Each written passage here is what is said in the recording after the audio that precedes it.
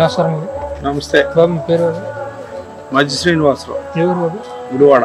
ఏం లేదు, ప్రధానంగా గుడివాడ నియోజకవర్గంలో నాని గారి హయాంలో ఎంతవరకు అభివృద్ధి జరిగిందంట? ఏం జరగల.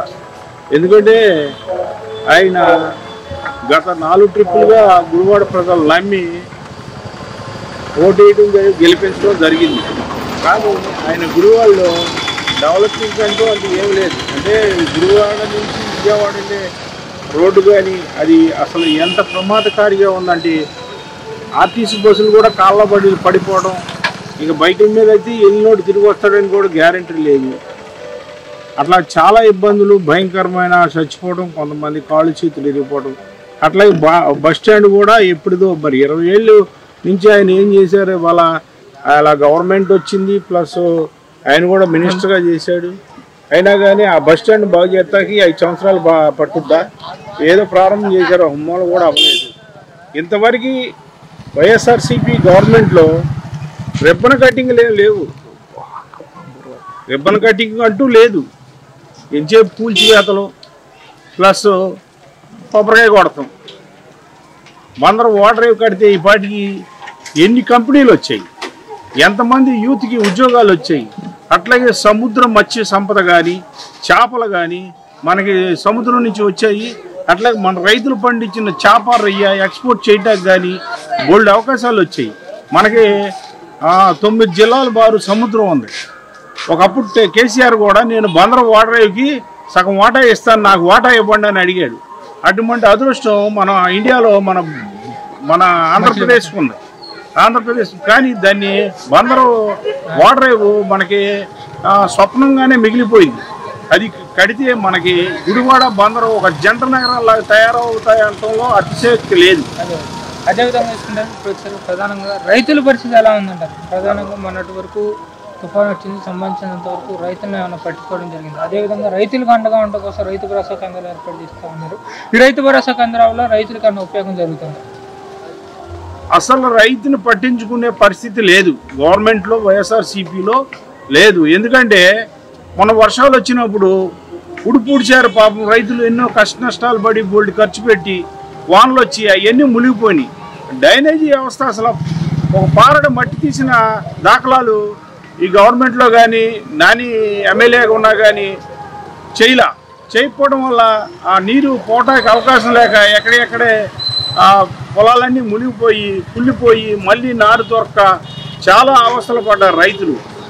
అప్పుడు ఎన్నికల రాము గారు కూడా ఆయన సొంత డబ్బులతో కుక్కలను పెట్టి కొన్ని ఊళ్ళో వెళ్ళి ఆయన బురదలో తిరుగుతూ అమెరికాలో ఉన్న ఆయనకి రైతుల కష్టాలు తెలిసినాయి. కానీ ఇక్కడ ఉన్న ఆయన మినిస్టర్గా మనోడి వరకు చేశారు. 20 సంవత్సరాల నుంచి ఎమ్మెల్యేగా ఉండి రైతు కష్ట నష్టాలు ఆయన నమ్ముకొని ప్రజల గుడివాడిని సుందరవనంగా చేస్తారు, ఒక సింపుల్ సిటీగా దిద్దుతారని మన గుడివాడ ప్రజానీకం, నియోజకవర్గం ప్రజానీకం కూడా కలగన్నారు.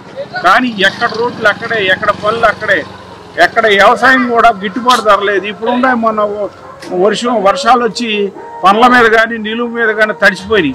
ఆ ధాన్యాన్ని కొనే పరిస్థితి లేదు. ఇంతవరకు 15 రోజులకి 20 రోజులకి డబ్బులు వేయటం జరిగేది. ఇప్పుడు సంచులు ఇవ్వడమే జరగట్లేదు.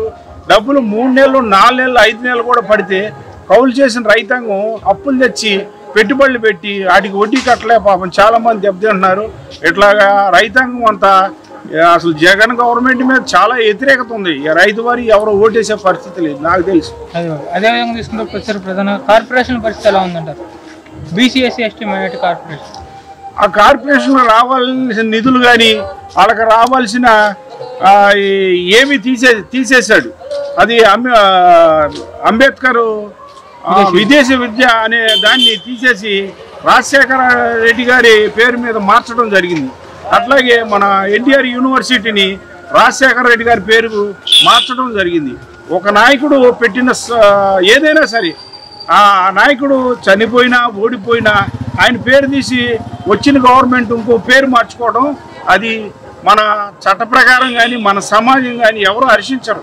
ఎందుకంటే ఎన్టీఆర్ యూనివర్సిటీ ఎన్టీ రామారావు గారు ఎన్నో కష్టాలు పడి అది ఉమ్మడి రాష్ట్రాలుగా కలిసి ఉన్నప్పుడు ఆ యూనివర్సిటీని పెట్టారు. ఇప్పుడు వచ్చి రాజశేఖర రెడ్డి గారు డాక్టర్, అందుకే ఆయన మార్చామండి. చదువుకున్న పిల్లలకి ఏ సర్టిఫికేట్ కింద వెళ్తారు? ఎన్టీఆర్ యూనివర్సిటీ సర్టిఫికేట్ మీద వెళ్తారా, రాజశేఖర రెడ్డి సర్టిఫికేట్ మీద అమెరికా వెళ్తారా? వాళ్ళు దేనికి వెళ్ళాలో తెలియని పరిస్థితి. వాళ్ళు అక్కడ ఫారంలో మటుకి ఆ సర్టిఫికేట్లు సరిగ్గా లేకపోతే వాళ్ళు ఎవరో పట్టించుకునే పరిస్థితి లేదు. వాళ్ళ జీవితాలు అట్లా నాశనం అయిపోతాయి. ఇది కూడా చాలా విద్యార్థులకు చాలా ఇబ్బందికరమైన పరిస్థితి. అట్లా ఇంతవరకు ఎస్టీ ఎస్టీలకు 20 లక్షలు, బీసీలకు 15 లక్షలు, ఓసీలకు 10 లక్షల కాడికి విదేశీ విద్యకి గవర్నమెంట్ ఇచ్చే పరిస్థితి జీవో ఉంది. వాటినన్నింటినీ ఒక ఆపేశాడు. ఆయన ఒక్క బటన్ నొక్కుడు తప్ప ఏమి చేసిన దాఖలాలు చూపిద్దామనండి. ఏం చేశాడు? 3 రాష్ట్రాలు 3 రాజధానులు అన్నాడు. ఏ రాజధానిలో ఒక రాయి కూడా పెట్టలేదు. రాజధాని 3 వంతులు అయిపోయింది. దాన్ని కంపలు అవన్నీ మొలిసి గేదెలు తిరిగేటట్టు చేశారు, ఒక బీడి కింద చేశారు. అక్కడ 3 వంతులు అయిపోయింది. కనీసం ఆ పావుల వంతు కూడా చేసి ఆయన పేరు పెట్టుకుంటే ఇవాళ జగన్మోహన్ రెడ్డి ఇంకో 10 ఏళ్ల పాటు సీఎంగా ఉండే పరిస్థితిని చేజీతులో ఆయనే పోగొట్టుకున్నాడు. అట్లా పోలవరం కూడా 3 వంతులు అయిపోయిన ప్రాజెక్టుని, ఇదే పోలవరం ప్రాజెక్టు కింద ప్రతిసారి ప్రధానంగా మీరు అన్నట్టుగానే ఇదే పోలవరం ప్రాజెక్టు కింద చంద్రబాబు గారు అయిన 70% కంప్లీట్ అయిపోయింది. ఉన్న 30%లో 3% కూడా కంప్లీట్ చేయాలి. ఇదే పోలవరం 2 మంత్రులు ఉన్నారు. ఒకళ్ళు వచ్చారు అనిల్ కుమార్ యాదవ్ గారు, ఒకళ్ళు వచ్చారు కంబటరామబాబు గారు. అసలు పోలవరాన్ని పట్టించుకోవట్లేదు. అదేవిధంగా పోలవరం ప్రాజెక్టు లేటుందని చెప్పి పట్టిసీమ తీసుకొస్తే పట్టిసీమ నుంచి కూడా చక్కగా నీళ్ళు పరిచారు.